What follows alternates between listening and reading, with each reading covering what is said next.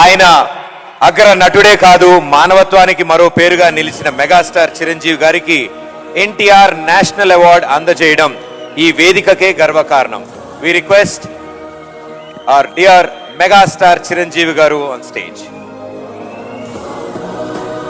Megastar Chiranjeevi గారికి NTR national film award తో పాటు రాష్ట్ర ముఖ్యమంత్రి వర్యులు శ్రీ ఏ రేవంత్ రెడ్డి గారి చేతుల మీదుగా ప్రశంసా పత్రం, 10 లక్షల రూపాయల నగదు బహుమతి అండ్ అలాగే స్పెషల్ అవార్డు అందజేస్తారు.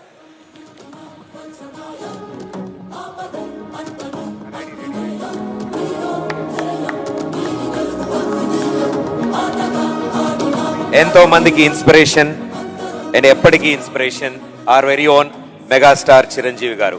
Congratulations sir. మా మెగాస్టార్ చిరంజీవి గారిని మాట్లాడవలసిందిగా రిక్వెస్ట్ చేస్తున్నాము సార్. హృదయంగా ఎంతో కళకళలాడుతూ జరుగుతున్నటువంటి ఈ తెలంగాణ గద్దర్ ఫిల్మ్ అవార్డ్స్ కార్యక్రమానికి మూల విరాట్ అయినటువంటి గౌరవ ముఖ్యమంత్రి శ్రీ రేవంత్ రెడ్డి గారికి, డిప్యూటీ ముఖ్యమంత్రి మిత్రులు పెద్దలు మా భట్టి విక్రమార్క గారికి, అలాగే మరొక మంత్రివర్యులు జూపల్లి గారికి, నా సహచరుడు, నా ఇష్టుడు, నా మిత్రుడైన లోగన్ నాయకన్ కమల్ హాసన్ గారికి, మరో సోదరుడు నాగార్జున గారికి, అలాగే మరొక నాగేశ్వర గారి అవార్డు అందుకోబోతున్న జయసుధ గారికి, and best actor సంపాదించేటువంటి Naga Chaitanya, అలాగే బెస్ట్ యాక్ట్రెస్ రష్మిక మందన, ఇతర అవార్డు గ్రహీతలందరికీ స్వాగతం పలుకుతున్నాను, అభినందనలు తెలుపుకుంటున్నాను. ఈ శ్రీ పరాభవనామ తెలుగు సంవత్సరాది ఉగాది శుభాకాంక్షలు ఇక్కడ ఉన్నటువంటి ప్రతి ఒక్కరికి, ఆహ్వానితులకు, వీక్షిస్తున్న వారికి, 2 రాష్ట్రాల తెలుగు ప్రజలకు ప్రతి ఒక్కరికి నా మనస్ఫూర్తిగా తెలుపుకుంటూ నా సంతోషాన్ని వెలిబుచ్చుకుంటున్నాను. ఎక్కడైతే కళాకారులు గౌరవించబడతారో అక్కడ రాష్ట్రం, దేశం, ఆ రాజ్యం సుభిక్షంగా ఉంటుందన్నది నానుడి.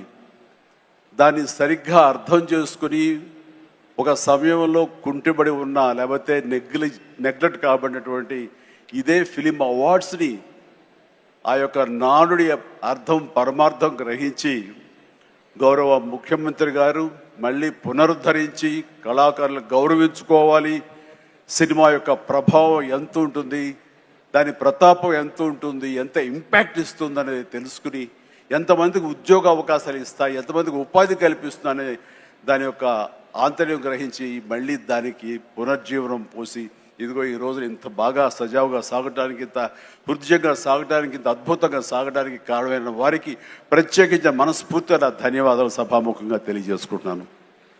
సార్, మనం కలిసిన ప్రతిసారి మీరు సినిమా గురించి, సినిమా అభివృద్ధి గురించి, సినిమాని ఎలా ముందుకు తీసుకువెళ్ళాలంటూ, ఈ హైదరాబాద్ అనేది నైసర్గిక స్వరూపంగా ఇది అన్ని దేశం మొత్తంకి మధ్యలో ఉంటుంది, అన్ని రకాల అట్మాస్ఫియర్స్ ఉన్నాయి, అన్ని రకాల అంబియన్స్ ఉన్నాయి, అన్ని రకాల ఇన్ఫ్రాస్ట్రక్చర్ ఉంది as per cinema is concern.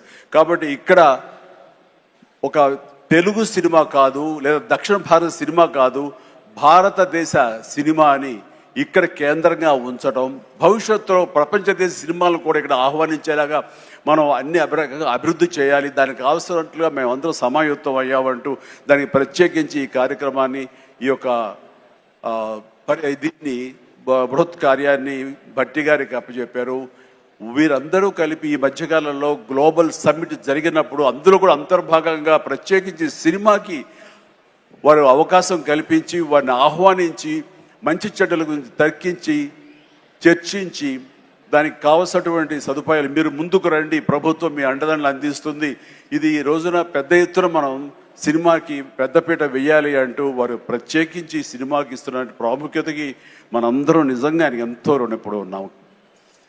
ఎందుకంటే దీని యొక్క ఆంతర్యం, దీని యొక్క విలువ గ్రహించారు కాబట్టి కేంద్ర ప్రభుత్వం కూడా వేవ్స్ అని మన సాఫ్ట్ పవర్ని ప్రపంచ దేశాలకి తెలియజెప్పాలంటూ మన కల్చర్ కానివ్వండి, మన హెరిటేజ్ కానివ్వండి, మన సినిమా కానివ్వండి, మన క్రీడ కానివ్వండి, మన గ్రామీణకు సంబంధించినటువంటి ఆ వాతావరణం కానివ్వండి, మన ఆహారపు అలవాట్లు కానివ్వండి, ఇవన్నీ కూడా ప్రపంచ దేశాలకి తెలియజేస్తే కనుక దాని ఇంపాక్ట్ అంతా ఇంత ఉండదు. వాళ్ళని ఆకర్షించుకోగలిగితే కనుక ఆ రిజల్ట్ వేరు.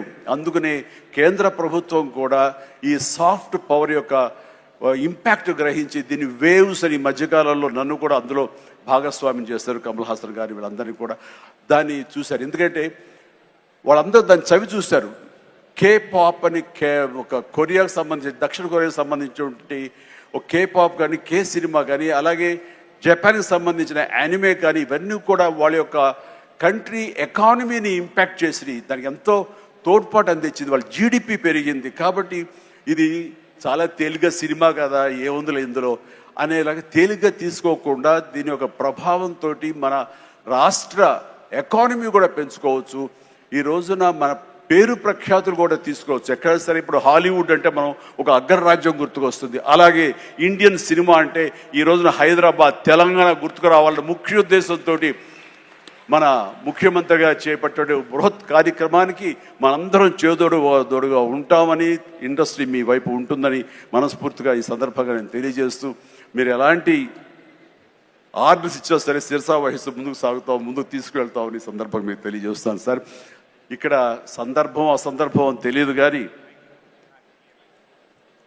మన పక్క రాష్ట్రం అయినటువంటి మనో తెలుగు రాష్ట్రం ఈ కళాకారుల పట్ల, ఈ సినిమాల పట్ల వాళ్ళని ఉత్సాహపరిచే దాని విధానంలో కొంచెం వెనకంజ వేస్తే ఉందనుకుంటున్నాను. కాబట్టి సినిమా వాళ్ళకి అతి దగ్గరగా ఉన్నటువంటి ముఖ్యమంత్రి గారు నారా చంద్రబాబు నాయుడు గారు, ఆయన కూడా దీన్ని ఇన్స్పిరేషన్గా తీసుకుని మరింత ప్రోత్సహిస్తే కనుక మీరు ఇచ్చే ఉత్సాహంతో ఎంతోమంది యంగ్స్టర్స్ ఈ రోజున మరిన్ని సినిమాలు చేస్తారు. ఆ సినిమా రెవెన్యూ కూడా మనకి కంట్రిబ్యూట్ అవుతుంది మన స్టేట్ ఎకానమీకి.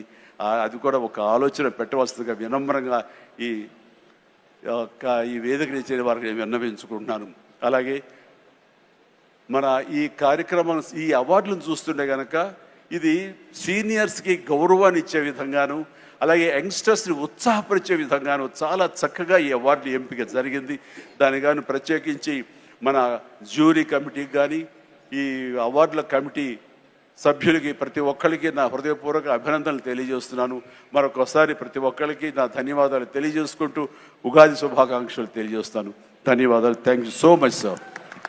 Thank you so much megastar Chiranjeevi garu, మీకు శుభాకాంక్షలు తెలియజెప్తూ ఉన్నాము. అలాగే thank you so much sir. Thank you. You are an inspiration, a true motivation. Thank you.